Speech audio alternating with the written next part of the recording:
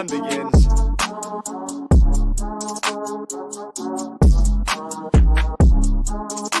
Originally, Jar Jar had short ears, and George thought, well, how about if he had long, floppy ears?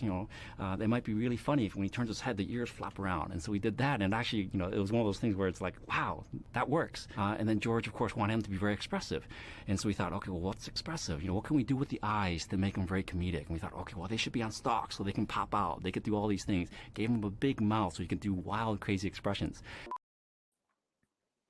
Hello there. Welcome. The Dork Forces podcast.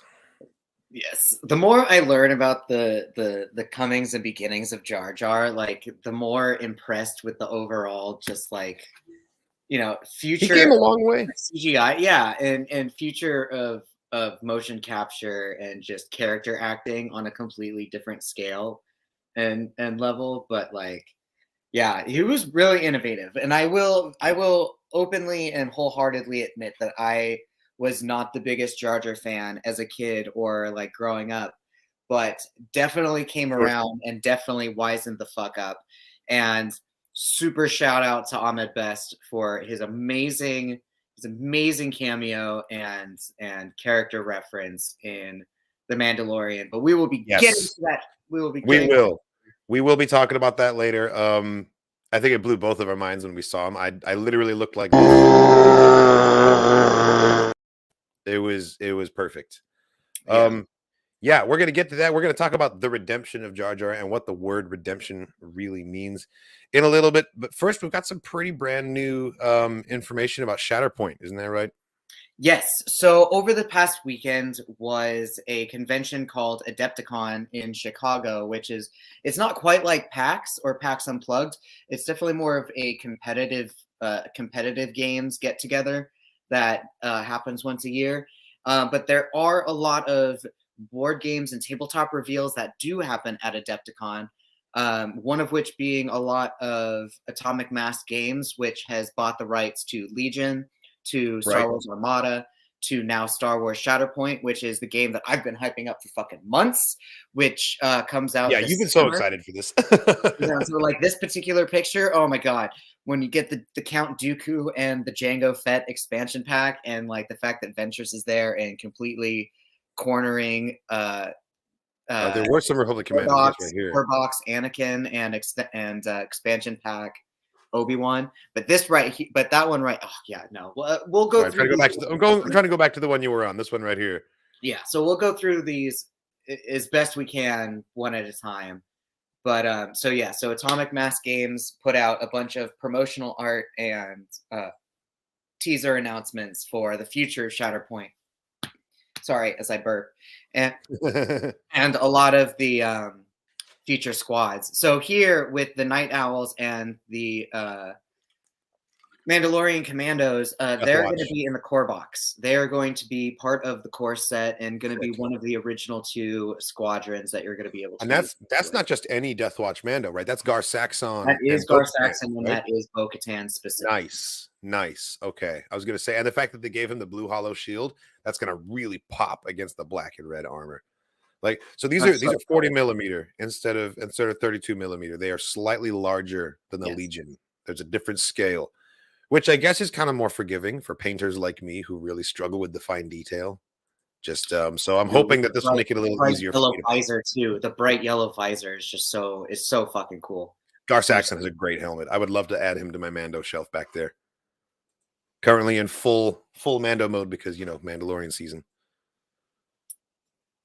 Yeah, season 3. Yeah, but this one here with the Magna Guards, Jango, and Dooku, I know that it's going to be quite a while before I immediately start playing this game. I'm definitely going to be watching a lot of battle reports and playthroughs first. But the Dooku box, because each squad box is going to be roughly $50 each. So I know, like, I'm going to be immediately buying a second set of dice and the fucking Dooku box because I need to paint Dooku as Jedi Vision or as Tales of the Jedi, like Jedi Dooku, and I want to blue saber. I want to give some blue OSL to his hand like he's shooting lightning. But yeah, I want to give him that blue lightsaber also. But yeah, Jango just Baller. Like all of these minis, I can't wait to paint them. We're definitely gonna have some rockin' painting streams this summer. But yeah, but at the same time, like I'm really pumped for the Lord of the Rings Magic the Gathering cards, and both of these are coming out at the same time, and both of them Yeah, are they're laying it on thick for us nerds right now. They're really so, targeting us. so I'm It's gonna kind of put, it's kind of I'm cut off by my definitely- overlay, but you can see Grievous fighting Obi-Wan up top there. Oh man, yeah, no. The Grievous box looks amazing. The Obi-Wan Kenobi higher ground with Cody and his squad look fucking amazing. But yeah, I'm definitely going to be first purchasing the Lord of the Rings Magic cards, learning and playing Magic whilst watching battle reports and learning how to play Shatterpoint, and then making that economic, or not economic, but like that investment. Right. It's because it's going to be a lot all at once. Well, the core box itself is $150, and then each separate Woo. core set is going to be $50. But look at the statue of the fallen, like Rebel Jedi head. This is that- Star Wars Shatterpoint. It's coming this summer. It's a new tabletop game. It's kind of similar to Marvel Crisis Protocol in that it's small And teams 40K. versus small teams, and it's also similar to 40K. Yes, which Star Wars Legion I think is really the Star Wars 40K, It is, even though it is a little different too. but like, Yeah, Grievous look at that finally has the high statue. ground. That's why they've got him on Look the at Jedi that, like, statue. It look looks at that so fucking good. statue. And he's got a little OSL going on him too. Look at that. And the super battle droids are going to be like potentially really easy to paint, but they're so cool. I just want to like paint a whole chrome set. Seriously, super metallic. I want my battle droids to be nice and rusty, nice and weathered. Okay, so this is the new stuff. These are the brand new figures and units that were announced at Adepticon. At teased, yeah, because like the game hasn't even come out yet, so Right, it's right. like, The whole thing is really a tease because we don't have any of this stuff yet. exactly. They're just showing that they've already preemptively thought of more characters that they're going to add to the game, what and how those characters are going to look like. Like, yeah, Mace Windu, like fucking just amazing. I like that he has the Clone Wars van braces with the Republic crest on it.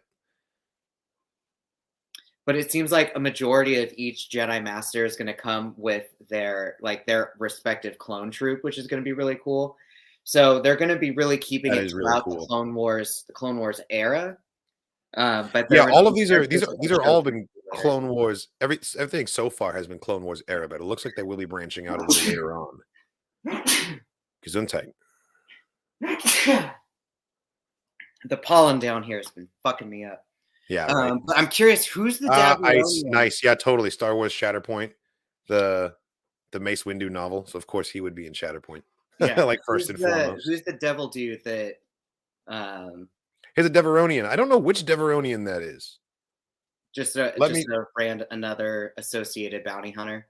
Yeah, well, because we've got Toto over here.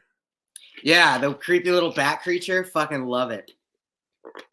But I'm not sure what's going on with the Deveronian. I'm not sure who he is. Maybe someone in the comments could recognize him. But he's being packaged with Cad Bane and Aura Singh, so clearly he's a bounty hunter of some note. This is what I'm excited for right here. This is what I'm excited for. We're getting tabletop representation of the Night Sisters. A straight up Dathomir faction. We've got Savage, we've got Night Sisters, and Mother Talzin. Fucking God, it's so cool. So fucking cool. It's so magical. It's so magical and so goth. Like, I'm so heavy metal. I'm here for it. Because Darth Maul, because we get final season of Rebels Maul in the core set as well as one of the Legion generals or whatever. Oh, nice. Okay, so we're getting multiple. We could potentially have like a Maul Savage team up or a Maul Mother Townsend team up, and like so fucking good. Yeah, absolutely. And now this is also very exciting. We're getting with the Padme representation and Sabe and the Handmaidens. Dude, look at that! I wish we had the high resolution images of these already, but we don't, unfortunately. But this is the one that I'm the most intimidated by to try and paint, because that gradient on the robes, like, that's going to be tough. God, like the best looks too. The best looks. I hope like right. That's totally Galt Renault. That's totally. I hope they get like stealth stealth special abilities, or like they get defensive rerolls because, and like, you know, because you have to try to pick which Padme is the real Padme. Like, I know fucking that there's like a unit cost dynamic which people are wondering about. threat cost, yeah. Threat cost, yeah. And then What's you're going gonna on with build that? your squad depending on the threat cost, yeah. But yeah, the Padme representation is just so fucking cool. It's about time. Yes, and the handmaidens too. And it's not a coincidence, I don't think, that Vader comics have featured the handmaidens so prominently. Like they're central of the most recent arc that's going on. And it would be cool if we got variants from the Vader comics. Maybe down the road, if Shatterpoint is successful, they'll start releasing variant sculpts. You know, that would be really cool. Or they probably will on like the individual. Yeah, it's like, where's Waldo? Channels. Which one's really Padme? Yeah, Could be any of them. it'll That be would be like, a really cool it'll gameplay be like mechanic. that game. It'll be like that game where you have to try to find the ball on the cup. Well, it'd be a really cool gameplay mechanic in your team battle if like your enemy's gunning for Padme and you can play a card that's like, oh well, actually that wasn't Padme, this one's Padme. And Exactly. you can switch the identity like a shell game. That would be cool. Exactly. That would be awesome. It's so fucking amazing.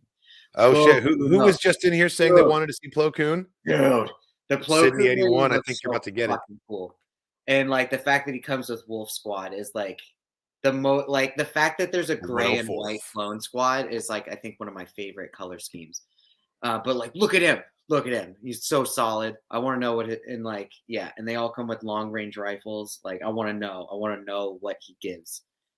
But my dude, right? Everyone fucking loves Plo Koon. He's just such a How can you not? Plo is the coolest. He's like the epitome of like what a good Jedi should be. That's a hell of a wolf mini too. He doesn't have a jetpack. He's literally just throwing himself through the air, firing his guns. Yeah, he's with like a potential either rubble or like explosion behind him. Or he's being launched. Totally, yeah, or he's being launched by an explosion. Superhero. He's totally doing like a fucking like Die Hard, like pew, pew, pew, pew, pew, pew, pew. I call that the hot fuzz. The hot fuzz. Yeah. Have you ever fired both your guns whilst jumping through the air? Wolf has. Fucking solid, man. I love it. But yeah, so apparently that not Padme, the Padawan Ahsoka mini is going to be coming to the people who pre-ordered the core set. Oh, okay. Okay, it's like a pre-order bonus. Yeah, interesting. But they're showing here that it'll also be coming in the Plo Koon box. So even if it's not like it's the only way to get it is by pre-ordering. You can also get it through the Plo pack. Cool. Yeah. There was earlier on. There was he's not one of the ones that was announced or anything. Yeah, so that's an Anakin and Obi-Wan right here. Yeah, so Obi-Wan's going to be in his own box. Anakin comes in the core set with Rex and the 501st. And then Ahsoka comes in the core pack with Bo-Katan and the other Night Owls. But the fucking Ewoks, this Ewok unit. Ewoks, Yub Nub. Fucking Yub Nub Ewok unit. Like, bro, I hope they have permanent cover and like defensive rerolls because they're small or some shit. Like, but the representation though, right? Fucking tabletop Ewok fighters. It brings me one step closer to my ultimate goal of being able to have a Gungan army and Legion. One step closer to tabletop Gungans. Exactly. We're gonna make it happen. Oh, but the Inquisitor pack. The Inquisitor Inquisitors look amazing. Yub nub motherfuckers, exactly. But I like that they brought in Reva. They specifically were like, no, we're gonna do the Obi-Wan group, and then bro, we got Vader with the Imperial 501st, like fucking solid. I love that we've got the Sand Trooper Pauldron as well, like the very A New Hope looking. And then here you go, branching out. I guess we started branching out into the original trilogy with these ones, but then we've also got Luke, Bausch Leia, and Disguise Lando, which I think is amazing. But look at that. All the ways to give us Leia and Lando, it's in the Return of the Jedis. And then, of course, R2-D2 serving the drinks. I love that. Like, shout out to the fact that they didn't go with Slut and like Hutt Slayer Leia. Like, the fact that they went with Bounty Hunter Slayer or Bounty Hunter Leia, 100% amazing. So fucking cool. It's an underrated outfit, honestly. She looks so good that way. I always liked the Bausch costume. And then down the road, Rebels will Yeah, be arriving. Clearly, The Rebels this is tease, such. right? The fucking Rebels tease. It's So still such an early concept that they don't even have a painted picture to show us yet. like I'm sure they'll probably be like the main fighters for the Inquisitor faction, because they'll be the only ones who are around the same time period as Vader and Return of the Jedi pack. They'll be coming later. Yeah. And then But I yeah, think we still have one shit. more image. Iden Versio, Inferno Squad, also on the way. Looks like And Han Han Solo. Solo. We got our Han Solo. So him and Chewie will probably be in their own box. Yeah, the chopper's an amazing. Dude, the fact that it's on a little jetpack and it's flying in the air, because it's like, no, we can't have Chopper on his wheels. That's too boring. Like, not a no, jetpack. That's just flying. his. That's just straight up is his His propulsion. He's got an engine on the just stuck coming out of his ass. You know, it's part of his brilliant design. It looks like Harrison to me. It could be young Han. I think it's Harrison. Yeah. I feel like it's up to you whether it's young Han or not, depending on how you paint him, you know. But the sculpt looks like Harrison in the face to me. That's true. 100% agreed. That would be really cool. Vanessa, Taylor, and Tia will be in Puyallup this weekend at the Washington State Toy Show. I saw that on Twitter, actually. That is very cool. Unfortunately, I won't be able to go, but that's really cool that they're going. Yeah, Mercedes Vernado is going to be there too. And Katie Sackhoff, actually. Interesting. They're just doing all the travels. It is hard to tell. We're going to have to wait and see. Yeah, and we probably won't see that until like late 2023, if not 2024. It depends on how quick or how well the game does. Yes. And I'm hoping that it's successful, although I don't know. I'm a big fan of Star Wars Legion, and I don't want the success of one game to jeopardize the other. I feel like they're going to just like pick whichever one is the better performing game. Well, no. If anything, the characters that they've started to introduce, like Ahsoka and Ventress, that they immediately put into Shatterpoint, are just now starting to make their debuts in Legion. So they're starting to bring more characters and character dynamics into Legion after the character creation in here. Gotcha. Yeah, let's talk about that for a second. We have a kick-ass new logo and a whole new overlay. In fact, shout out to Brian Ward who made it for us. Yeah, there's a new countdown in the beginning and everything. Really, really happy with it. I feel like it makes it look a little cleaner around here. It's true. It'll take some time to get used to, or like to play around with color wise and lighting wise. It's a bit of a transition. It does look a little different in here. It looks a little more evil. I liked how very dark side. In the intro there was variations to what our face looked like. It wasn't just the same pictures the entire 30 seconds. But there's time to change. Well, I figured it takes, if it's a 30-second countdown, it has to take 30 whole seconds, and that's not a lot of distance, which means you end up going very slow. But we'll workshop it. We'll figure something out. Thank you, Sydney. I think it's very wizard as well. TBD, perhaps. That actually would look pretty good as well. Although I kind of like that, like my background is blue and then the overlay is red, so there's like some contrast going on there. Yeah, same. We're doing an opposite green, thing. though. If we ever go green, I'm afraid of it looking too Christmassy. Green would look Christmas colors, or it would look like we're working for Gorian Shard, which might not be the worst look, Right? Theoretically. It is a bit more Sith. Yes.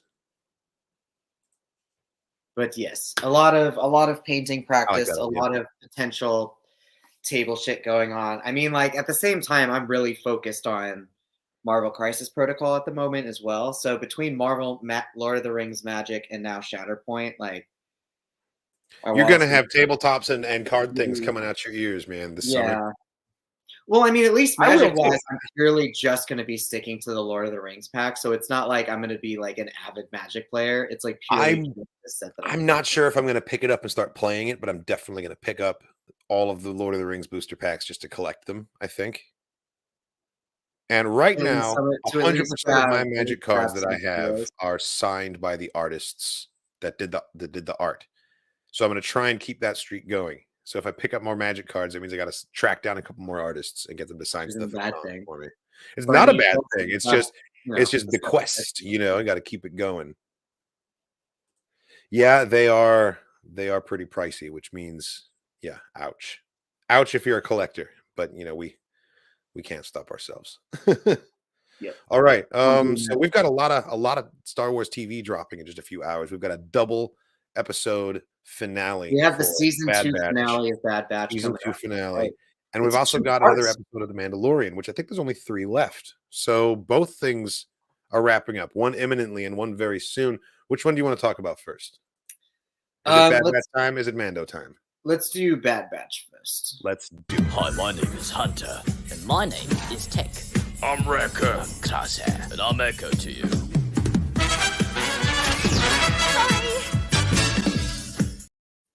All right. That makes it official. It's Bad Batch time. We got 2 episodes to go, man. Crosshair. Do you think he's going to get rescued, or do you think he's going to actually manage to rescue himself? I don't think either. I think he's probably going to get re-microchipped, or they're going to fucking Winter Soldier his ass, and they're going to set him loose, and he's going to bring the chaos. Or we don't see him again until fucking season 3, and they're just going to leave it on cliffhanger like that because they're assholes. They could absolutely cliffhanger Crosshair. I will be pissed. I really want to know what happens and some sort of finale, some sort of closure, but like they could totally have him be like in the wind. Because like, where's Cody? Like, where's Cody? Cody? Off in search of Cody. Where the fuck is Cody? Know. We don't ever see him again. Yeah. Oh, I think we may have shook the chat a little bit with that. Yes. Sorry. That was created by Woof Woof Wolf on YouTube. Pretty sure it was a little mocap test that he did. Very ABBA, and it was. I think it's appropriate. That is the canon way to introduce the Bad Batch. That's true, and of course Omega would be the camera person, like accidentally shooting them with something. Of course, the camera has weapons on it because it's the Bad Batch. Yeah. No, just in case anyone thought that they were hallucinating. One more time. Hi, my name is Hunter, and my name is Tech. I'm Wrecker. Crosshair. And I'm Echo to you.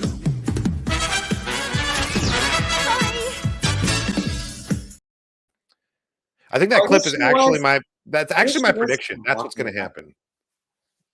She was kind of there, and then she was behind them, and then all of a sudden, like the perspective of the camera changed, and then she just accidentally shot Ocast off. But yeah. I don't know. So season 2, there was a lot of episodes. So we're not gonna break down each individual one, but there are like a very good amount of mini missions and mini stories and shout outs to different genres of storytelling and that's true. We got like an adventure one. There's been a noir one, an Indiana Jones kind of feeling one. Yeah. So a lot of movies. But but this last episode was definitely a bit more dark, a bit more realism. But before that, with Pabu, it's literally like this island that just gets hit with this tsunami, and this is now what our home's going to be. But we also have all this random shit with Sid, and everyone's like, what are you going to do about this Sid drama? And like Sid, who is about to become a major thorn in their side, Sid's going to be the one that feeds them the info and allows the Empire to track them down, probably with this newly re-chipped, lobotomized Franken Crosshair, which I really hope doesn't happen because he was so close, man. He was so close to like living for himself and getting the fuck out of there. He did like one act of insubordination. Granted, he dropped someone, like he totally killed that officer. But still, it's like the first time that he's really stepped out of line with his superiors, you know? And like that was gonna be the beginning of Crosshair, like finally becoming a new person that's able to live for themselves. And instead, he's been like taken away again. His agency is gone. He's gonna get like he's got a head full of like neurotoxin now from the little Dr. Ball. And I still think that he's gonna end up saving the Batch. The Batch are gonna come to try to rescue him, and I think that he's gonna end up in a self-sacrifice kind of situation. I would prefer it if it was like a cliffhanger for Crosshair and like he's out there somewhere for the next season. We got to find him again, but like I don't even know what the setup to that would look like, honestly. Yeah, I do really appreciate the weird sort of repetition of the idea of Imperial officers and assassins having the taser tooth, like the poison, They've been showing that a you know, lot recently. World War II, like, self-killing little cyanide pill in the tooth thing. Like, damn, like there's a lot of people just offing themselves. It But really helps like increase just like the feeling of conspiracy. That like everyone's in on it. It's like the hush hush thing. Like no one can learn the truth. Like you must die if you're captured. You must use this like little electro tooth thing and end your own life rather than giving up anything about the larger plot. And that's like it's so sinister and just conspiratorial. And I don't know. I'm really enjoying it. I like the first time we saw it was in Mandalorian, right? yep. Bo-Katan leaning on the dude about Thrawn. And he tased himself, yeah. And then we saw it a couple times in Bad Batch, and then we saw it again in Mando. In Mando season 3. Did we see it recently? Yeah. No, not It was season just 3. it was just season Andor? 2 of Did we see Mando. Andor? We saw it earlier in the season of Bad Batch as well. That's right. It was the assassin guy, the sniper that they captured. The sniper clone, yeah. He Who taser was tubed he? himself Yeah, too. he was a clone, but he wasn't like he didn't have a CT number. He wasn't one of that original batch. And I still think that Rampart had like his own private reserve, if you will, of clones that he probably didn't create that program, but he probably inherited it when he took over Camino and everything. And then was like, ooh, I'm going to use them as my little personal assassins and stuff and work outside the law to do things. Yeah, But like if that similar is the case, they how- didn't really explore it very much because it's kind of too late in the story to get into all that now. You know, we've got 2 episodes left and it's a part 1, part 2 finale. So this is going to be Right. all plot. Same with how Dr. Hemlock, yeah, Dr. Hemlock has Dr. McCoyle. has all the Republic Commandos just like chilling with him and being around him and doing all sorts of shit. So I don't know. There's a lot of characters and a lot of things that like could still be hinted at. We got the hologram of Tarkin, like talking about initiatives. Like there's so That much was shit. cool. There's Getting to so see much Tarkin shit again was happening. cool. Yeah. And we finally got to find out what happened to Hauser, and thankfully he was rescued. He was rescued by Rex and by Gregor. It's really cool getting to see Gregor in his Republic Commando outfit, like being working for the good guys. It's the closest we're going to get to seeing Republic Commandos in action, not being like Imperial Commandos, if you will, you know. Even though it's cool seeing them, it really does take the gusto out of it, knowing that they're like literally being used as like a symbol of oppression. Like seeing them do cool stuff is a little bit less like thrilling now. But at the same, I don't know. You got to. I mean, yeah, Yeah. that is the plan. Everything is working to All roads add lead to context Rome. and to flesh out somehow Palpatine returned. And I think it will always be something of a somehow. I think it works. It honestly works better if it's a mystery. You For want the Palpatine public, for the general Well, public, you- not for the why viewer. the fuck why would Poe Dameron know how Palpatine returned? For Yeah, Poe Dameron, it does make sense for it to be somehow Palpatine because he's not a goddamn Sith. He doesn't know how this stuff works, nor you should he. know about like decades of Sith alchemy and like stealing Camino shit and trying to backwards engineer Camino cloning tech. So like, Yeah, yeah, Poe Dameron's not really privy to any of that. But but furthermore, I don't think that we, the audience, necessarily need to know how.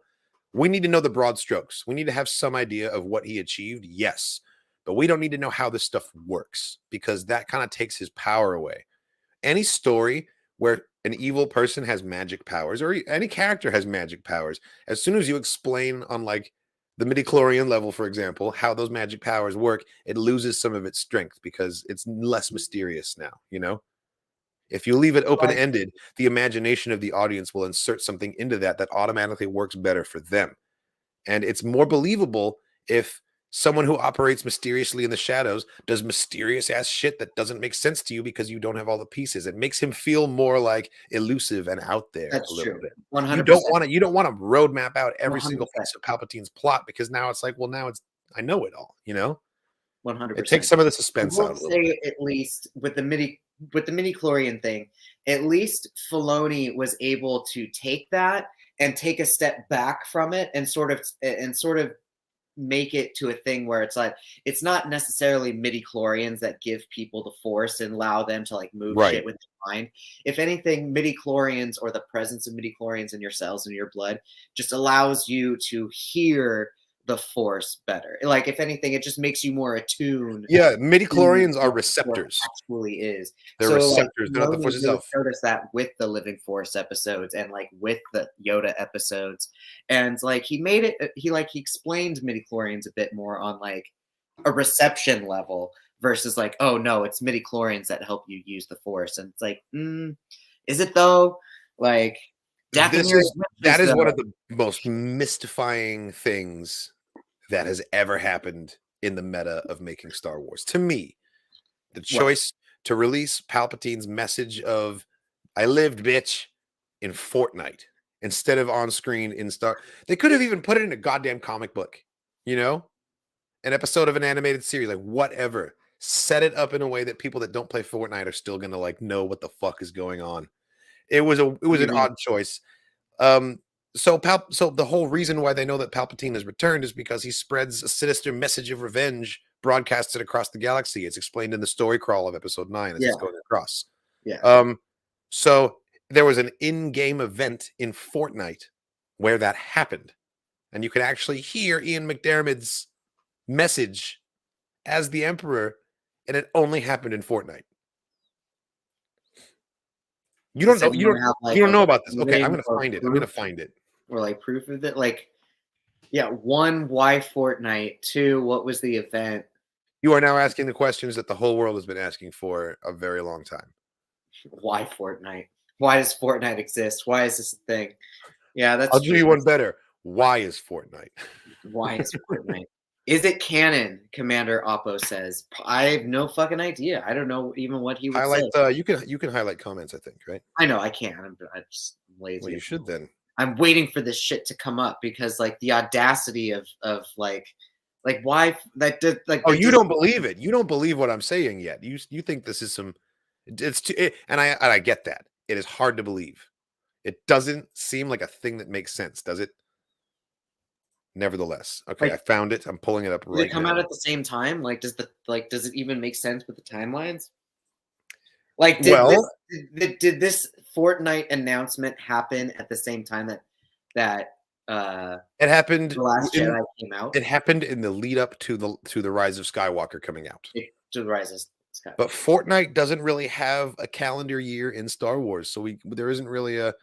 Because they have characters in there. There's just skins. You can play as skins of characters from all kinds of different eras. So there isn't really a way to quantify that. But this event happened, and I guess that would bookmark us at after The Last Jedi, but before The Rise of Skywalker. I question if it's canon. Is it just an audio message, or is it like a video? Like, do you actually see him as Palpatine, or like...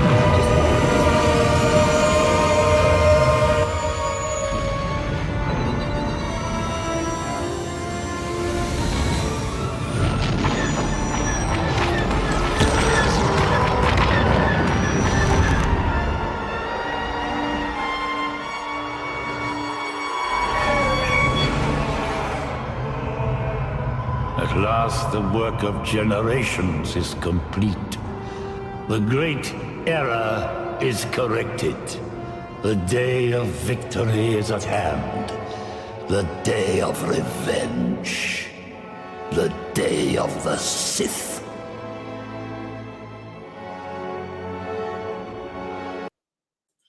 Okay, so, okay. Damn, So okay. That speech goes real hard. It's a fucking fire speech. Why is it in Fortnite? Fire, like, what is that? 4 lines, 5 sentences. Like he went hard, real quick. Like he went full Palpatine. Like interesting. It would have made such a killer opening to the movie, you know, or at least to hear it in the movie instead of being like somehow Palpatine returned. Poe could have been like, "You guys, check out this crazy shit," and then press play, and then we hear it. And then we don't need the exposition of somehow Palpatine returned because we're fucking hearing him and we know that somehow he's returned. And we're getting to hear Ian McDiarmid like spit some fire. So like, I think that, I don't know. Everyone has their own opinion of what would have improved or changed the movie, but that was a sweet speech. That should have been on screen somewhere. I completely It either agree. should have been the opening scene, or they should have done something with it, like with the 2 towers, where they should have used it as like the closing scene, and then like had the Rise of Skywalker open up, just full guns blazing, sort of a shit. But like, That's right. J.J. Abrams showed up, premiered a clip, and then that happened. So this was during the marketing ramp up for the Rise of Skywalker. I mean, no, Fascinating. you're absolutely right. He was just asking if, like, because I've never played Fortnite, and I don't know if there even is a story of any kind, or It's if it's not just a to use a multiplayer commercial thing. move as part of the story. But Exactly. Thank you, Doctor. settings wise, they might be like, well, this story takes place in blah blah blah, and maybe because I don't know how it all works. But no, this is Yeah. not. It's not really part of the Star Wars universe. But unfortunately, now that little snippet kind of is. Yeah, It may not be part of the canon, but it's part of the lore of that that audio clip is fucking still moment very now. like it's very on brand Palpatine. Very on brand Palpatine. Like, yeah, that was a Dead good one. speak. That was a good one. Fortnite. Yeah. Well, Yeah. that's. I feel like somehow Palpatine Returned was a very ham-fisted way to mention this, but they didn't explain that. Plus, the story crawl talking about him spreading a message of revenge, but being able to Well, it hear kind it. of, or like what they could have done with the speech is they could have aired it or like showed it happening at the same time when like the first planet destroying Star Destroyer like showed up and they like blew up the first, Republic planet. Like they could have, yeah, they could have overlaid it there. They chose to do it because Fortnite is what was trending at the time that they looked into where they should debut the message. I'm sure, all to do with popularity, Damn. Yeah. Okay. So there is a story, and one of those live events was Palpatine returning somehow, which is kind of nuts if you just step back and think about that. As a nice like little what if story, like sure, like that's fine. But to 100%. try to play it off as like, okay, this is gonna be our in story universe, like I mean, wouldn't you be message. incredulous? That's like saying somehow Hitler came back 30 years later. I'd be pretty fucking incredulous if I had to make those words come out of my mouth. But the only way that you were I able feel like in universe Poe would be incredulous about this. It's an incredulous situation. yeah, and the only way that you found out about it was by reading like the National Enquirer. Like, like Poe should have been like taking his gaming headset off after playing Fortnite and being like, "You guys, he's back. Like, check it out. I'm in the lobby right now. This just went down." yeah. Like, that's what really happened is that Poe Dameron was playing Fortnite and saw the message and then ran to tell the rest of the resistance. Honestly, the line doesn't bother me. Somehow Palpatine returned. It really doesn't bother me It doesn't because, bother me at all. like I was saying, why would Poe know these things? Was there better exposition available to them at the time? Absolutely. But Yeah, I if don't know. anything, like Palpatine being There's so alive, much about Star Wars outside of the dialogue to love. Like, let's be honest. There's some terrible dialogue in the prequels, but I love the prequels so hard. So it's not the Yeah. end of the day. Somehow Palpatine returned. even generationally, like if Poe Dameron was alive at the same time that Palpatine was alive, he would have been a fucking like what one like in the single digits of age. Like Palpatine doesn't should know. Poe Dameron, I'm pretty sure, is conceived Palpatine is. in the celebration of the Death Star being blown up.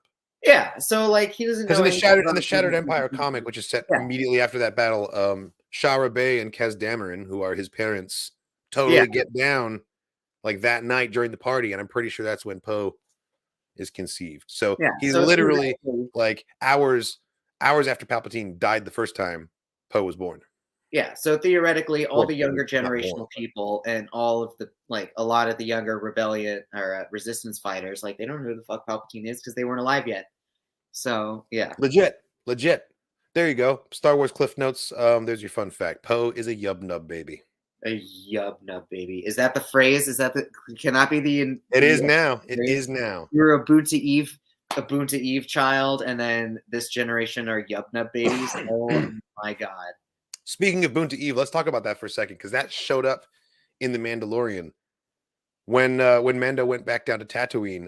It was Boonta. They were celebrating Boonta. That was a really, really cool connection because Boonta isn't just the pod race; it just happens to be the pod race celebrating Boonta Eve. Yeah, the season or whatever the natural holiday would have been. Yeah, exactly. Baby boomers in Star Wars are yub nub babies. I'm sure there was a huge baby boom right after the fall of the Empire. So the millennials are the yub nub babies. Yes. The I guess that's true. If you sync up the timelines, that would be the way it works. Ooh, that's a big prediction. That's a big prediction. What do you think? I mean, he tried to speak. he tried to speak 2 episodes ago when both Din and Bo said this is the way while they were in the ship. And then That's what tried people to keep muddle- saying. I didn't hear him say anything. I just heard goo goo gaga. Like, But that was the point though. You're But it saying was stuff? very specifically like a goo pause, gaga buh pause, like it was definitely like ba ba ba ba sort there of a you deal. go. Forget translating the War Memorial and the Bad Batch and trying to find secret messages. We need to be like analyzing the baby speak, Just the playing phonetics. back the Listen babbling to of the phonetics. Grogu, try and find his words. Yeah, you just have to listen to the phonetics. So when he does start speaking, who would you want? What kind of a voice would you want Grogu to have? Should they have a child actor because he's young? He's 50. Should he have the vocal cords of a 50-year-old? Like, in your opinion, what direction should they take that in? Like, what? Because Grogu's got to start speaking soon. He's got to start speaking at some point. I mean, they could just do it like Groot. They can very easily just digitally create Grogu's own voice. Like, it doesn't have to be a person. Well, Groot is played by Vin Diesel. Vin Diesel does the voice for Groot. Yeah, He but for actually- baby Groot though, that's totally like, or teenage Groot, like those are isn't total you auto. don't think there's Like it's a person, but it's a very heavily edited version of a person. Olanian Thurman portrayed teenage Groot in Avengers Infinity War and Endgame. Interesting. Okay. Well, so you think that he should kind of sound like Baby Groot? Is that what you're saying? No, I'm saying that they'll probably digitally create his own voice. Sure. Yeah, that makes sense. That makes sense. Seth Green. Oh my God, Keith David would be an amazing Grogu. I kind of vote for Keith David, honestly. Veto. No. Marlon Brando. Oh my God, yes, that's right. I keep forgetting that Christopher Lloyd is in the season, and we've only got 3 episodes left, which means he's got to be showing up soon. What if Christopher Lloyd is the voice of Grogu? That would be fucking cool. That would actually be pretty sweet. I don't know. I could lean in like a Danny DeVito kind of direction. It's because you haven't. It's because you're a horrible person sometimes, and sometimes, Yes, days totally. you choose chaos, and some days you choose non-chaos. Chaos. And When when I know that you say when you choose a Danny DeVito Grogu, that's one of your more chaotic days. And you know that I mean it. Yeah. Versus like As for Chris Pratt, you want Chris Pratt as Grogu, huh? Yeah. I hope you. Ted, I got your voucher. Out! Bro, like the fact that D. Bradley does the voice of like Appa and Momo, like motherfucker, he could do it. Or like, I think D. Baker would actually be kind of a sensible choice. or He's Moaning definitely- Myrtle, since Moaning Myrtle is Boba Freak in the other creatures of his species, like Moaning Myrtle could fucking do it. I wouldn't. Actually, she I would wouldn't be want them to have perfect. the same. I wouldn't want them to have the Fucking- same voice. I would want them to be too Well, no, different but enough that we Sean can have a as a scene voice of Babu actor- Freak talking to Grogu, and it doesn't sound like the same actor. You know. And as a voice actor, obviously, it would be your job for things to sound different, right? Depending on your character. I mean, yes, but there are much easier ways to make them sound different, which is starting with a different default voice. But you get what I'm saying, though. Like, I get what you're saying. I get what you're saying. I just think that as a voice actor, it would really suck if they gave 5 Star Wars roles to the same person, and instead of letting everyone else have a piece of the pie. Personally, D. Bradley Baker. is playing clones of himself. What do That's you want? And creatures. And creatures. What do you want here? He's playing clones of the same. Speaking of D. Bradley Baker, though, The Obi-Wan voice dude. At least he like does Obi-Wan and like a couple of other Jedi Masters and other side characters. Fucking the Anakin dude. I'm pretty sure he only plays one character. He only plays himself. Matt Lanter, Yeah. he does a couple random voices throughout the show, and he's cameoed a couple times as humans, but mainly he's Anakin. I mean, like that's kind of the nature of a job if you're on an animated series, is that you play your character and you're gonna do random bits and pieces here and there to round out the episode. Like Vanessa Marshall, she's Hera, and she's also like random Imperial officers and things in that all over the place. That's kind of how it works. Sam Witwer for Grogu, that could work, honestly. I don't know. I want him to have a child's voice, but I also he's physically 50 years old, so he should have the vocal cords of a 50-year-old. You know? I feel like he should have an older voice, but that would be jarring because he's a baby character. See, like my brain keeps going back and forth on what he should sound like. He's not an old man. He's just like, that's just the way his species ages. Like, think of Yaddle. Yaddle was supposed to be in her 80s, but she like sounded like she was in her 40s. Yoda I mean, sounded yeah, like- I guess Yoda was 800, over 800 years old, and sounded that way. Yaddle was in her 80s. I mean, like, she was in her, like, I pretty She sure was she had to be a couple centuries old. She's not 30 years older than Grogu being a Jedi Master. Yeah, and Grogu's an infant. Like, that's not, that doesn't make any sense. Yeah. She's still, she's in her hundreds, but What about Dave Filoni? Just have Dave Filoni voice him. he could, and then just digitalize it like Groot. He's the voice of Chopper. That could do the same thing there, you know? Exactly. Yeah, there you go. Dave Filoni. We've come full circle. Yeah, do you have any predictions for our finale of the Bad Batch here? And then we'll start talking about Mando.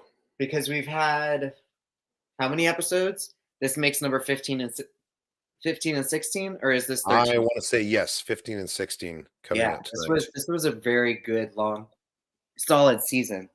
Yes, 15 and 16 confirmed. With 2 final episodes. Yeah, no, not really. There's a lot. If anything, they showed us more locations and more side characters that they could do more shit to. But again, I think that's just like the Game of Thrones PTSD still in my head. Like, none of us. Pabu Island, they could totally bomb to shit. Pabu Island, they could totally be. I mean, it could become revealed that Pabu is an island on Scarif, and that even if it survives today, we know that it's going to be ill-fated, and in Rogue One, it'll get destroyed. Like, so like honestly, yeah, it could even survive today, and we still wouldn't stop worrying about it. You're right, man. Game of Thrones has totally changed the way audiences like just expect death around every corner now. It used to be that like characters didn't die unless it was like a big deal and they would make a whole event about it. And nowadays it's like main named characters can just like drop dead unceremoniously. And it doesn't happen that often post Game of Thrones, but we're expecting it all the time now, you know? That's true. Yeah, because it can happen. Anything it's can probably happen. not going to be that bad, but I'm expecting an absolute massacre tonight. Yeah, right. We're going to lose so many fucking clones. So many bodies are going to hit the floor. Yeah. Oh god, the fusion and that comes from the trauma of watching the Red Wedding. Still having fusion bombs. They keep introducing new things, like new horrific things. The fusion bombs. I think that that's the rays that they shot at the Zillo Beast in the Clone Wars. I think fusion rays are what they used against the Zillo Beast. So what do you think a fusion bomb is then? Just I think it's a bomb version of the same technology. So when they hit the ground, they go blah, and they do the same kind of something like that. But it's so hot and it's so bright that it crystallizes everything around. Burns that atmosphere like goddamn napalm. Yeah, bro. So think about it. So the batch themselves, anything gonna die? Hunter, he's safe. Hunter's not going anywhere. Wrecker is also safe. Nothing bad's going to ever happen to Wrecker because I can't handle that. And Dave knows that. Crosshair, I think, might die. I don't think Crosshair could die. Crosshair could go with the whole sacrifice thing that I was saying earlier. Yeah. Yeah, we've been saying that for a while. Or even metaphorically, he could die because, like, they could just lobotomize his ass and he could be just gone. And a part of him could die, but then the character of Crosshair lives on as this new Imperial shell of a. I didn't want to think about that, which means they're probably going to do that, honestly, because that's the most compelling story they could go with. We love watching people suffer, don't we? That's like what the audience wants. Dude, ever since they put Luminara in a tomb and made her a fucking Force beacon lighthouse, like, dude, that's some dark shit. Whoever was on the writing team that day, like, kudos to I heard a fan theory somewhere that Barriss Offee did become an Inquisitor, and that it was her idea to use Luminara as the lure. I can imagine, bro. Oh, could you imagine? That, like, Barriss was the one who was like, "Why don't you use my old master? She was a bitch. Put her in this thing. It'll lure other Jedi." Dude, like, it's plausible to me. So I was thinking about that, and I kind of was thinking about Reva the other day, of like, because Reva I don't fully remember if Reva always knew that Vader was Anakin or if she just sort of figured it out. But like Vader always knew who Reva was, like just flat out. He just knew. He was allowing her to. He was giving her just enough rope to hang herself. He knew the Yeah. whole time. But Yeah. with Barriss, if Barriss was like Prime Inquisitor, like if she was the first sister, you know, like she wouldn't have necessarily would have been able to sense that Vader was Anakin, because like obviously she knew who Anakin was, but like Right. if Vader just as Vader just showed up and was like, hey, I want to offer you a job, you know, like would she have like, yeah, I don't know. I don't know if Vader would have been like down I to don't think it hire would be. Barriss I don't think it if would they be were an putting offer kind of together, situation. I think Vader would come to her and be like, "You're an Inquisitor now, or you die now." where you die now. Along with all the other Jedi, we're out here killing Jedi. So are you still a Jedi, or are you an Inquisitor? There's no third option. I feel like that's how it would have gone down. You know. Will we see Luke again? When will we see Luke again? Will we see an Heir to the Empire-ish adaptation as in a culmination of the Mandoverse? We're definitely going to see Luke again in Mando, and I think it will be either in another finale or in like the big Really? crossover event that they keep hyping. And I think Heir to the Empire-ish adaptation is a good way to put it because it is going to loosely follow kind of the crux of that story, but with a bunch of new elements as well. I think that by the end of Ahsoka season 1, we're going to really have a good idea of what this galactic conflict is going to be shaping up to look like. And I think that it's going to go a long way towards explaining why the New Republic is in the state that it's in by the time of the sequels as well. Like we know from the novels, we know from Bloodlines, we know from Aftermath trilogy why there's no fleet, why the demilitarization is going on, and why the First Order kind of had them dead to rights when they showed back up. But I feel like there has to be more to the story. I feel like there has to be some sort of a military incursion that went on that kind of further proved to them like, oh, this is a bad idea. We're done with fighting. Like this was terrible. And what if Thrawn is that other thing that happened? You know? And But like he's been disappeared this whole time though. He's been he has been, but he has been disappeared since right before the start of the original trilogy, because that's when Rebels takes place. But he's about to show back up. And we've still got a good 25 years to go until The Force Awakens. That's true. That's that's a really long time in the Star Wars universe, honestly, if you think about it, because like the Galactic Empire only reigned for just under 30 years. They weren't even around that long. My brain's like trying to figure out a couple things. If Andor was taking place the same time as Bad Batch season 2, and then the other thing I was thinking about was fuck, now I forgot it. Yeah, no, keep going. This is a good theory. Oh, Luke, that's right. The question of when are we going to see Luke again? In my opinion, I don't think we will see him in Mando. If anything, I think we'll get like a little Luke flashback in Ahsoka. The same thing. I'm kind of hoping like we might get a live action Barriss in Ahsoka flashback. But again, that's what I was going to bring up earlier when we were talking about Barriss. I think that if she shows up again, it'll be in the Ahsoka story because that's where her story kind of needs to be told. Dude, she just wanted to be loved. She just wanted to be loved and validated, and the Jedi Council was like, "No, we're just going to use you as a scapegoat." And she was for like a second, and then by Ahsoka, and then she betrayed her trust. Yep, and then they threw Ahsoka under the bus too, and then like Luminara Unduli is not around anymore. They for her fucked to up have her resolution with, so she has to have it with Ahsoka. They fucked up making Luminara her master, man. Like they gave Barriss to like the most Sister Mary of the Jedi Order. She's like the most hardcore like nun of all the Jedi. And it was just like, bro, it was just a very unfortunate, questionable pairing. I could see Luke being essential, like not necessarily essential, but like a strong supporting character if they did another movie. He would not take center stage, I think, a lot of it would the have time. To be like a prequel movie. Well, it would be a Mandoverse era movie. So you mean like they would actually put out in theaters like a Mandoverse? But I mean, that was originally one of the ideas that they had, was that they were going to have The Mandalorian and they were going to have Ahsoka and these other shows, and then they were all going to culminate in like a big crossover event, kind of like an Avengers movie, after having like an Iron Man, a Thor, and a whatever release first, you know, and have like, it just be a Star Wars story. Or like yeah, like this is the Din Djarin spinoff, and there's an Ahsoka solo series, and then they're all going to meet up and be like a super team for like a feature. Like that was always kind of the idea, I think. And then they kind of started cooling on the idea of Star Wars in the theater because the streaming service was doing much better and Solo didn't perform the way they wanted it to at the box office. And that might have changed their plan. But Favreau did say something fairly recently, like within the last year, saying that that was still his ultimate goal, was to have like a big crossover event that's most likely, and it might end up being like a streaming service miniseries instead. But I think a movie was still what he wants to do. And I think I would totally go see that at the movie, honestly. Yeah, like honestly, it sounds like a lot of fun. And a lot of the things that we see on screen in Mando and even in like Andor and Book of Boba Fett, I've wanted to see on the big screen. Like this would be so much cooler. This is Like a season 2 finale of Mando when they hijack the Lambda shuttle and then they come in hot, like flying down the front of this cruiser and like land that shit. It's so loud and huge and like that would look so good on the big screen, man. the Torque Troopers fight. Yeah. Yes.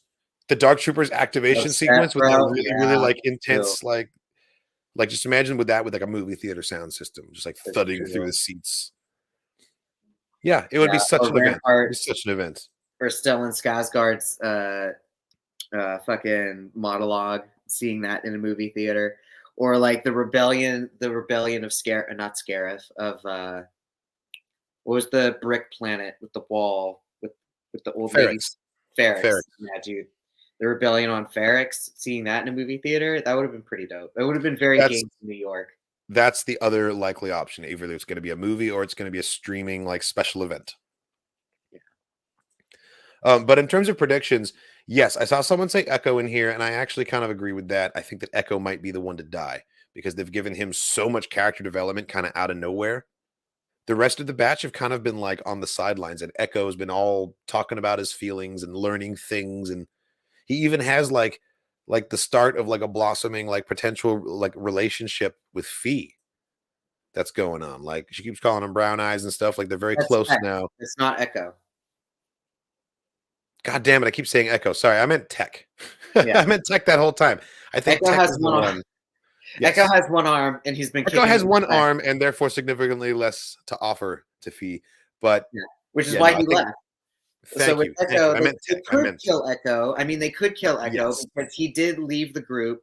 He did go and kick it with Rex, and like is very much in the idea of clones have a higher purpose, and we need to be doing more with our abilities. And he could be about to die in service of that higher purpose. Yeah, exactly.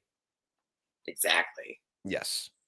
So it's either Crosshair or Echo. That's unfortunately our votes. Honestly, Echo and Tech are both pretty suited to die in this finale, honestly. Oh, you think Tech's gonna die too after? Well, that's what I was trying to say. Is that they've been doing.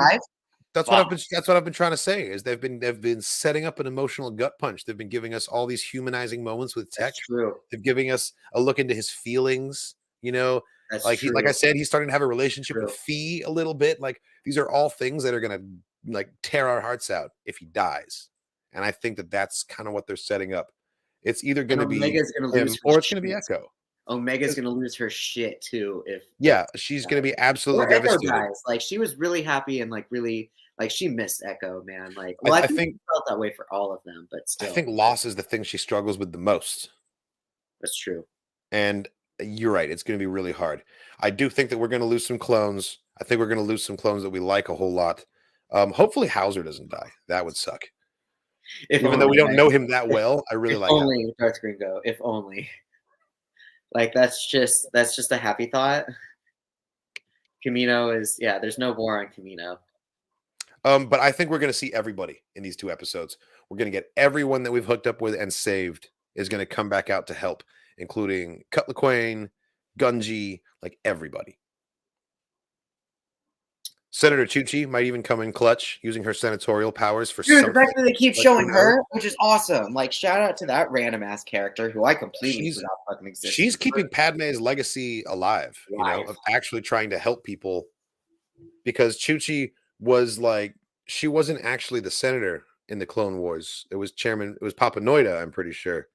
So she, like Padme like totally took Rio Chuchi under her wing, and she's like her protege, and now she's like furthering her ideals, even though Padme's gone. Padme would be so proud of her. Like honestly. That's true.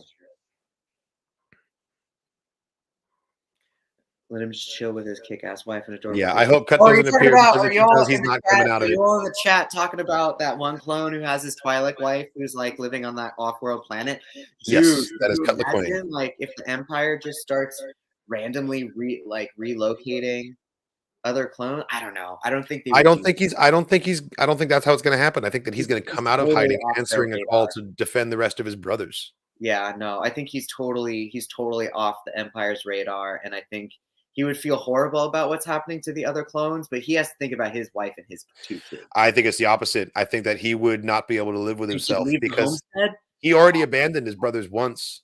He You think can't do it again. Ooh, fuck. He already turned his back on the war. He can't turn his back on them a second time and still live with himself. Like, it's too important.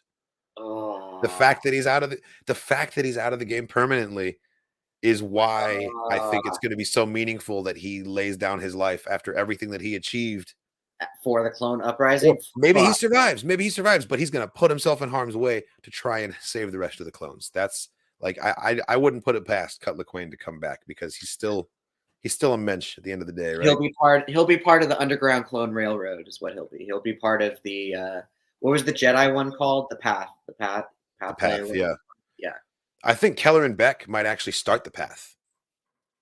Like, and Dude, Grogu might be the first Jedi to be like passaged through, like trafficked through it, 100%. 100%. That Yes, could very tonight is the it's finale. very It is solid. tonight. That could happen. You know what? I hope I'm wrong too, and it's just a theory. This is not based on any sort of like knowledge or evidence. I'm just like spitballing here about who could show up. And I hope Cut LaQuain is alive and well for many, many years to come. But like he already dropped the ball on his brothers once. He's not gonna do it again. If the call to help comes, Cut LaQuain is answering that call. There's no way. There's no way. Yes, he has to show his kids what the right thing to do is. Exactly. I don't think it's even up to Cut man. LaQuain anymore. It's up to Hunter whether if Hunter reaches out to him, he's showing up. So don't I be don't mad think at it me. would Be be mad at Hunter. I don't think it would be Hunter who reaches out. I think it would have to be like him reading about it in the news sort of shit of like, oh, the Empire has recently been like clearing out their clones, sort of a thing. I really hope you're right, Dr. Holocron, because I really want more pirate action. Oh, we're talking about Mando now? He was just saying tonight's probably the pirate attack on Navarro. Yes, we should switch over. Let's do some Mando hype here as well. Yes, We're gonna have plenty more Bad Batch discussion in This our will be- reaction yeah. video to the 2-part premiere, which will be dropping on Patreon pretty much immediately tonight, and then it'll be hitting YouTube in the next 2 days. Shout out to Nerd Chronic, editor extraordinaire. But yes, let's do it. Let's talk about the next episode of The Mandalorian. Yeah, the Captain last thing we talk about. But yeah, so 5 episodes in, this season has just been such an Excalibur Knight's Tale of a season of story. Like, it's been so easy to rewatch these episodes and like it's getting way more mythical, way more like intense, like epic, like large galactic repercussions to everything that happens. Season 1 was like an RPG quest, and you're just the Mando, and you're just doing bounty hunters, and like the Guild was like the biggest organization you had to deal with, and then the Empire. But now we've got all of Mandalore. Like, we've been to Coruscant. We're dealing with like seeing the transitions of power from one government to another. Like, it's actually like big deal stuff now, Or like most recently, this last episode was completely about Bo-Katan getting a character revamp and like getting a new family essentially. And she got a new pauldron after losing her right shoulder piece to the something raptor. They said the name of the beast that like swallowed and kidnapped Shriek-Hawk. The Shriek-Hawk. Fucking It was a Shriek-Hawk. Yeah. Fucking so cool. It was a goddamn pterodactyl. I thought it was awesome. But yeah, and then she gets her mythosaur shoulder pad, and so like I don't know, the character development that this also like fan favorite is starting to get is just like it's really cool that she's now getting to blossom more as well. But the mythosaur, that shit was terrifying and has yet to like erupt from the waters, dude. But yeah. During my reaction, I kind of interpreted the armorer as having like just taken her word for it, being like, "Oh yeah, this is the way." You see a lot of crazy things when you walked away the Mandalore. But what she was really saying is that like she thinks it was a vision and not literal, which I guess makes more sense. I don't know. Like Bo is keeping it to herself, I think, until she talked to the armorer, because she wasn't sure herself if she really saw it, but she can't get it out of her head. Yeah, And yeah, she's obsessing over it. the fact that we've ended every single episode with a lingering shot on Bo-Katan is honestly, I think that's very telling, and it shows that she really is kind of the focal part of this part of the story. Like Mandalorian, it's not called the Din Djarin show. It's the Mandalorian, and that could be any of the Mandalorian characters. Good point. And honestly, I think the Mandalorian might not even be either of them. I think the Mandalorian could be Grogu. He is the one that is destined to walk the way of the Mandalore. And if anyone's going to be taming a mythosaur, it's going to be the person that we've seen tame a Rancor already. Or play with the crab rocks. Play with the crab rocks. Like We're seeing him like he was just trying to eat everything. But I think it's important that he wasn't trying to eat those little crab rock things. I think that's the time that he spent with Luke, like, has changed his personality in ways that we haven't fully gotten a chance to see yet. That's true. I think little baby Grogu's growing up. He's growing up, man. He's less obsessed with eating the frogs, and now he wants to play with the frogs. Yes, in the final episode, the mythosaur is going to grab Ragnar, and they're going to have to go get him back, and then he's going to spit him out again. It's going to be great. Yeah. No, she fully does not. She fully does not believe her, but I thought that she did at first. It was just the tone of voice that she had. Dude, the fact that that the kid was alive still in the bird's fucking second stomach or whatever the shit, and straight up Animal Planet got regurgitated. What the fuck? What the actual fuck, guys? Like, this is real Star Wars. Like, wow, man, like this got real quick. But like, and then like they used practical effects for like part of it. Like, yeah, there was a good percentage where the birds were CGI, but there were also enough parts where it seemed like they were large enough, like snapping puppets, you know, like, or tangible things for the actors to like stab or. They've done a really good job of making a lot of things like feel practical that I'm sure can't be practical, right? Yeah. Like it just doesn't make sense. And so part of me is like, have we just finally gotten there? Are graphics finally that good, you know? Yeah, I would not have been able to climb that mountain wearing armor, like with studded boots and like leather gloves. Fuck that shit. I feel like you would need like your actual fingers to like feel what you're doing. Right.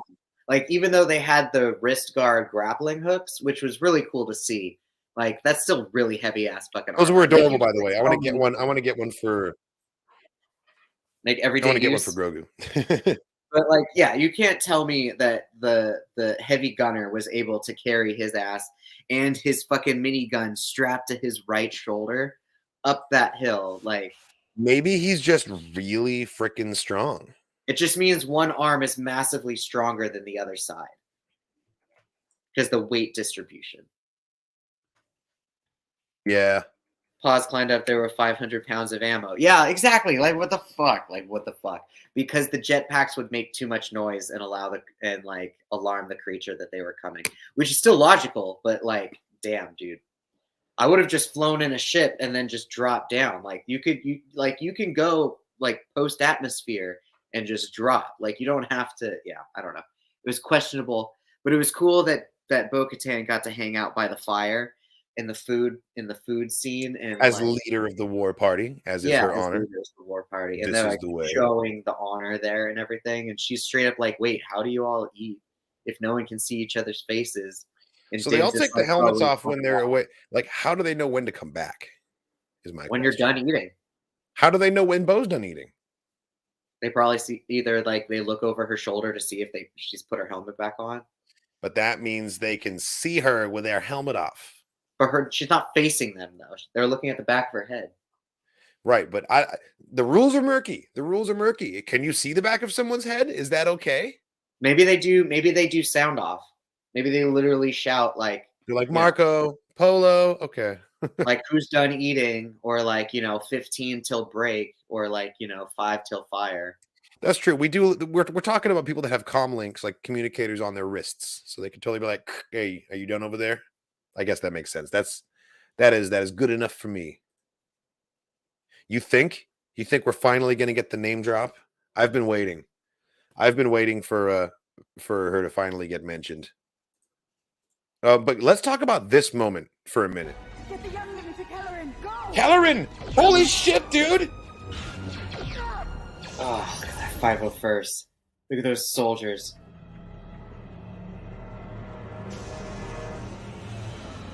Oh my fucking god! It's Kellerin Beck from Jedi Temple Challenge, dude! Are you serious right now? Amazing. I'm so happy for Ahmed Best right now. Yes, he gets a badass moment and everything. Oh my god, he's fucking dual wielding like a champ. Bro.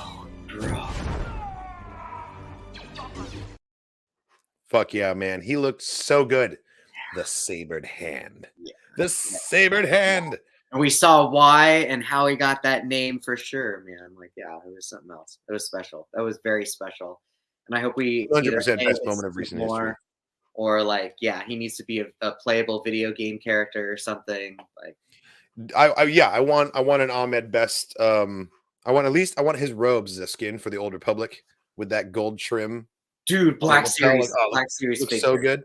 He needs a Black Series. Black Series figure, and Jar Jar needs a Black Series figure, and then we need Ahmed to autograph both of them. Sydney, thank you for saying vindication instead of redemption. I think that is a much better term to use. And I understand that redemption does not necessarily require you to have committed a bad deed. Like people can need redemption that have gone through something, like on a personal level, that was through no fault of their own. And I will be generous and say that when people say that Ahmed Best gets his redemption, that's what they mean, and not that this is somehow his fault. Because I would say that rather than a redemption, the man needs an apology from everybody that treated him so terribly. Yes. And I'm talking about the Star Wars fans. I'm talking about people like you and me, like 100%. People that consume Star Wars and just spew our opinions onto the internet. People have been doing that for decades, and they've been saying some very mean, very tasteless things, not just about Jar Jar Binks, but about Ahmed Best directly, and that's fucked up. Absolutely fucked up. And I, for one, I could not be happier for the guy. Like, this is something that has been a long time coming for him, and I'm so glad that he is still here to finally reap the benefits and feel like the love and the embracing from the fan community.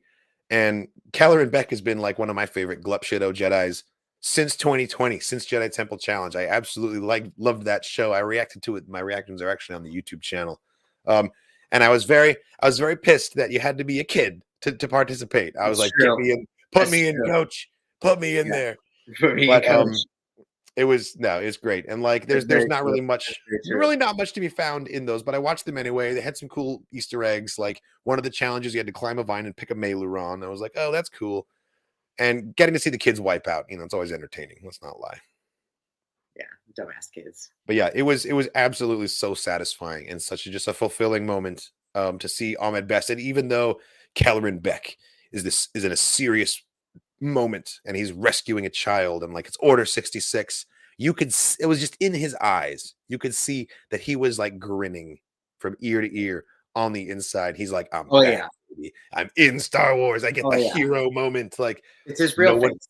No one deserves it more than Ahmed Best. I gotta say, no one deserved it more than Ahmed Best, except maybe Jake Lloyd, Moses Ingram, John Boyega, Daisy Ridley, Kelly Marie Tran. The list is depressingly long of people who have not been treated the way that they deserve to be treated by the Star Wars fan community. And hopefully this can be the beginning of a new era where people who have been turned away and have had really negative experiences get a chance to come back and be embraced, because they all deserve it, man. They all deserve it. Like, honestly, give Kelly Marie Tran a whole new character that's badass and let her be absolutely loved. Same with Daisy Ridley, John Boyega. Let them reprise the old characters, like they should all be coming back as their sequel people, but they should also be giving new opportunities to these people to come back the way Jar Jar got to be Kellerin Beck, like exactly. Completely free of the stigma of the prequels, and there's nothing to do with that character on him, And I don't think that Jar Jar Binks is even something to be ashamed of. Personally, I have a fucking Jar Jar shelf right over there. I've got like all kinds of. I've spent so much money on that. It took years to grow. Yeah, it took years. Years worth of Jar Jar sitting right over there. Yeah. Exactly. Captain Rex, thank you for bringing that up. You all as understand. well. Ahmed is an absolute pioneer in motion capture, and without him, there would be no Gollum. We've talked about that. Yep. One of my favorite sayings is that Jar Jar walked so that Gollum could crawl. You know, he was absolutely groundbreaking in the technological side of things as well. Like, say what you will about the performance and the concept of the character itself, like what he did was groundbreaking work. Agreed. Absolutely. Yeah, right. If you're hated by the Star Wars community, just hang in there for 2 decades. Enjoy and endure 2 decades of crap, and you'll finally get your due. I don't know if it needs to be that way for everybody. I should hope not. But I mean, Ahmed Best deserves everything that he's now getting, and he didn't deserve anything that he got previously. like same with Hayden Christensen once the Kenobi series came out. Like, Yeah, when Kenobi came, like the what's it called? The press release, the press tour. Like, Anakin was getting so much love and so much recognition, and and you could tell that it meant a lot to him, that he was nervous before he came back, not sure how he was going to be treated. Exactly. And I think a lot of the younger, more immature fans of the prequels at the time have grown up a little bit since then. That's not to say that there isn't a whole new generation of young, immature fans making a mess of things, but the people who directed so much hate and vitriol their directions, I think, have kind of done some growing, hopefully, themselves, and realized that A, it's not the most important thing in the world that you need to spend your life focusing on, and B, it's not these actors' fault at all. They were doing jobs. They were doing what they were told, you know? Yeah. If you're going to yell at anyone about Jar Jar, yell at George Lucas, okay? But don't yell at George Lucas either. Or the Don't yell at anybody. That's why George Lucas sold this shit in the first place. Yeah, Yes, no, like, Hayden absolutely did. I should have included him on that list. yeah, because he got blamed for the writing, and it's like you can't blame actors for the writing or for like the acting job that they were, the direction that they were given.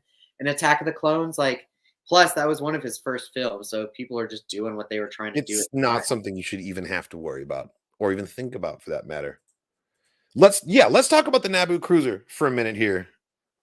So it was an H-type. It was an H-type yacht, and we've seen it before. It is Attack of the Clones. Yeah. in Attack of the Clones. Yes, exactly. Padme has one, and she flies it to Naboo. Or sorry, she flies it from Naboo to Tatooine, and from there to Geonosis. Yep. This could be Padme's craft. It still could be, because she hasn't left for Mustafar yet. She leaves the next day. And you think that's why the Naboo soldiers are there, like kicking it and hanging out with the ship? I mean, to me, it's simple math. There's only 2 people on Coruscant who have the political pull to get a Naboo squad down there for him, and they're both senators from Naboo. It's either got to be Amidala herself, or it's Jar Jar Binks, who is the junior senator from Naboo, who takes over in her stead when she's absent. Oh, see, I wasn't even thinking about. Oh shit! Wouldn't it make so much more sense? Wouldn't it, or at least wouldn't it be such a fun connection if Halloran Beck and Jar Jar Binks know each other, bro? Like, that would be fucking hilarious, and I'd be all about it. So hopefully it is Jar Jar's speeder, but it could be Padme's speeder. That'd be pretty great. Hell, they could have fucking stolen Palpatine's speeder, because he's from Naboo. I bet he's got a couple Naboo yachts as well. Yeah, but I feel like if it were if it was Shiv's Naboo speeder, it wouldn't have Naboo personnel. It would have royal guards. Yeah. It would have royal guards. 100%. It wasn't. More I was just musing that, I guess there is a third person who has Naboo stuff on Coruscant, and it's the goddamn Emperor. Yeah, no, it wasn't him. It wasn't him. But yeah. I met Jake Lloyd once. I think I've told the story on the air before. But I met him when he was working as the manager of the PacSun at Northgate Mall many, many years ago. I went in there to buy, like, I don't even remember what I was buying. It was like a hoodie, I think. But I recognized him, and I didn't say anything. And I could see from his like facial expression that he could tell that I recognized him, and he was like pleading with me with his eyes to like not say anything, like don't bring up Star Wars. So I didn't, and I just like bought my clothes and I left and stuff. But like, that was my Jake Lloyd encounter, and it was super sad. It was like, I would have loved to take a picture with him, get an autograph or something, but I just saw the writing on the wall, and this guy was just pleading with his eyes. He was like, please don't recognize me. Please don't say anything. Just like, buy your shit and get out of here, man. So I did. The last I ever heard, This was like last I knew, that 2008, he was still in the 2009. hospital. He was still in the hospital for like mental health reasons and suicide. That was years later. That was years later that happened. Yeah. And I don't honestly know how he's doing these days. But that was my encounter with Jake Lloyd back in the day. And I think about that. I think about that every time Jake Lloyd comes up, and I really hope that he's doing better now, especially seeing that Hayden Christensen has finally gotten his day and Ahmed Best has finally gotten his day. I agree. I think it's Jake Lloyd's turn. You know, he's waited a long time. It has absolutely affected the course of his life. You know, that's super sad. That's super sad if that's the case. Yeah. I don't think he's from here originally. I think he No, just it's worked here for a while. Yeah. He was probably just here to escape anything. Yeah, But I don't know. That's an intense story, I think. it is. Yes, but you know what? Like talking about the bullying in the fandom is an intense subject, and honestly, I think that we shouldn't shy away from it sometimes because it's easy to sort of forget that it happens and that these are real people that it affects. You know. And it's done for the sake of our enjoyment of a TV show or a movie series, you know, like that's not worth ruining someone's life over if you didn't like a character in a movie, I think is the final statement we really need to make about this. And then we should move on to something a little lighter. The main point that I'm trying to make is that I'm happy for Ahmed Best, I guess. I'm really happy that he finally got his due, but there's a long list of people who haven't got it yet as well. And I just hope that this is the start of something and not just a one-time feel-good event that they threw to us, you know? That's Jingle All the Way is fucking hilarious. That's I don't really remember funny. him being in Jingle All the Way. He's the I feel kid. like He's the kid. he's one of Schwarzenegger's got to get the Schwarzenegger's- doll for him. It's him and Schwarzenegger, and it's like Christmas Eve, and he's got to get like the fancy Robo doll. Yeah, I remember that. I just didn't remember him being the kid in the movie. That's crazy. Well, you probably watched it before Phantom Menace, and therefore it was just some kid Oh shit, at that's the true. time. That's fair. That's fair. At the Yeah. time, he's just some kid. That's a good point. But yes, on that note, that was I think we'll If you're talking about Sebulba, then yeah, but he's always that way. both Swolba and Watto. So tonight is probably going to be Salad Pirate Attack on Navarro, which we've seen in the trailers. And based on the information that we have this far into the season, I think that Bo and the Covert are going to come and bail Navarro out. That's going to be the next sequence of events. And I'm really honestly looking forward to getting to see Gorian Shard's ship again, because his dreadnought, like flagship of the pirate fleet, is so cool. It's got that That is fan very on the front, distinct- kind of like the very Eclipse dreadnought. distinct design too. Yeah. Revenge of Yeah, no, it's exactly. It's Exactly. super cool. It's gonna Revenge be- of Captain Salad. He's such a very visually striking character, and it's been a while that we've gotten like he's an alien, but he's like very un-alien at the same time. So yeah, he deserves more screen time. He's too specific of a build. I don't know if we're going to get a connection between Shard and Gideon, honestly. No. I think They're totally that they're just separate antagonists. The real question I have about Gideon is, did he escape? Are they really going to have his whole jailbreak thing be off screen like that? Because that'd be kind of disappointing. I really want to see that. He's such a good like scene chewer that like he would have really milked, like he would have given an evil speech and everything just before he jumped out the hollow door. Oh, he totally would have had a Jack Sparrow moment of like, this is the day that you almost caught Grand Moff Gideon. You haven't seen the last of me. Like, exactly. Yeah. You're like, suck a dick, rebels, and then jumps out the fucking airlock. I think we're going to see him again. All of those bombers that destroyed Bo-Katan's home, they had to come from somewhere. Yeah, had to dude, come they from fucked up somewhere. her house. They fucked her house royal.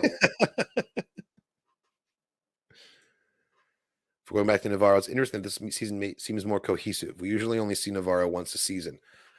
We saw Navarro twice last season. We returned there for the Siege episode. And then we came back again to pick up Cara Dune before the finale. For the rescue. Yep. So the first time we got to see it was to try to rebuild and gather the IG-88 pieces, or IG-11, whoever, which the droid. But right, it 11. ended up happening. IG has the broken and can't be rebuilt, but now we have to go back He has the and broken. we have to fight the pirates. So that'll be our second trip. I'm honestly Our really second excited seasonal to trip. just see Mandalorians fighting pirates. Like that alone just gets me excited. That sounds like some good Star Wars action figure time. Yeah. Yes, the droid bar is burning a hole in my brain from the trailer. We've got B1s just chilling in there. I originally thought that was going to be part of the quest to find like a memory chip for IG-11, but I don't even know if we're doing that anymore. We needed that for Mandalore, but we've already been to Mandalore.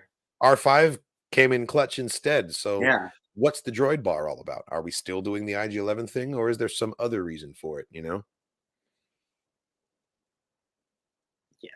Yes. But on that note, I think that was a very good, very productive podcast. There's much that needs to be done tonight and much that needs to be prepped for. Oh, we're coming up on like an hour and a half already. Wow. Time Yes. flies when you're talking about Star Wars. It's true. There's much that's happened. Thank you so much for watching, everybody. We really kind of went all over the place in this edition of the Dork Forces podcast, but you know what? We looked great doing it. And it's a shout out to Brian Ward for our excellent new podcast overlay. And shout out to the excellent over here. 115 and shout out to the 115 of you that are currently watching us live and have been hanging out with us this whole time. And shout out to the fact that we didn't get canceled this I know. We made it through a whole podcast without getting taken down by copyright. Yeah. I honestly thought I was nervous that it might happen with the stupid Fortnite message, but no, we got lucky on that one. Which that's still, I'm in danger of falling back down the rabbit hole, but that really blows my mind that they released Palpatine's message in Fortnite. On fucking Fortnite, yeah. Yeah, I don't know about that. Don't get it. Oh well. Thank you so much for watching, everybody. This has been Dork Forces. We're going to be going not live later, but we're going to be setting up to record our reactions to The Mandalorian and The Bad Batch. If you support us on Patreon, we'll have access to our full-length reactions pretty much immediately following the release of the episodes. And if you're watching on YouTube, reactions will be available the next day or so. Thank you so much. And as always, may the Force be with you.